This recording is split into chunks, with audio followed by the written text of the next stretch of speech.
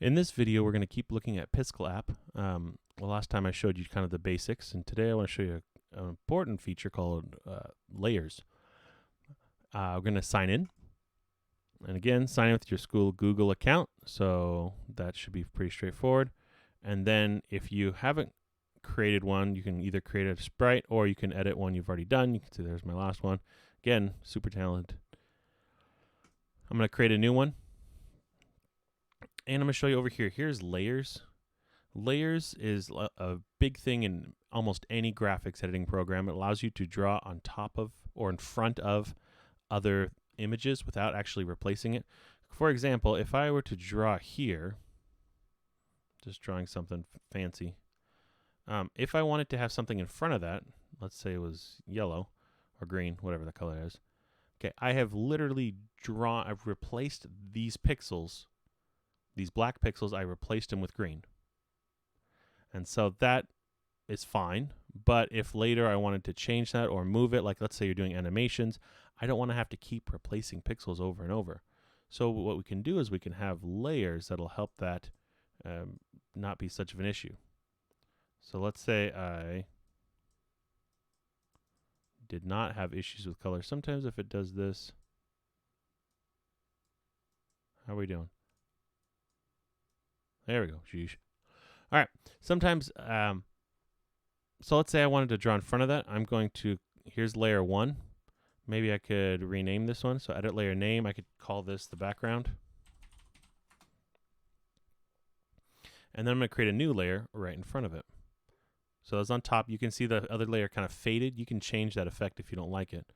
But I'm on layer 1 right now. Maybe I'll call this person. So I have a background and a person. And if I draw this person, I'm going to, let's use that same green. Told you, talent. You can see my preview up here. So if it's on 1, you can click that to full. So this is actually what it looks like. So this isn't faded out. It's just temporary to help us see what's seeing. And if I click on different layers, you can see how it kind of brings that layer into full opacity while the other layers are fading. If you don't like that, you can change the layer opacity here. I think you can turn it completely off. You can also, if you go to preferences, layer opacity right here. So if you change that all the way to 1, that's full, so it won't do that. But I like having it at least a little bit so you know what layer you're on, because it's really easy to be on the wrong layer and start erasing stuff. But the cool part about having layers is that now if I have this person, I can move it around, and you see that that blob, we'll call it a rock, is not getting erased.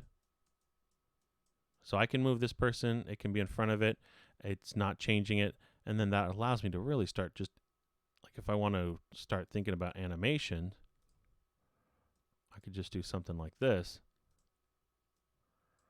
And it's super easy to just start animating without having to redraw those pixels.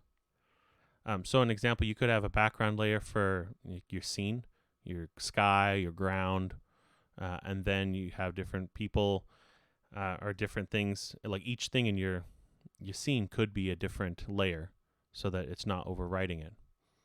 Later, or there's tutorials that we can show you that add when you make a person, like if I was, instead of doing it all in one layer, maybe I'd have the body be a layer and arms be another layer and legs be a layer, so that you can actually keep moving the different body parts versus redrawing.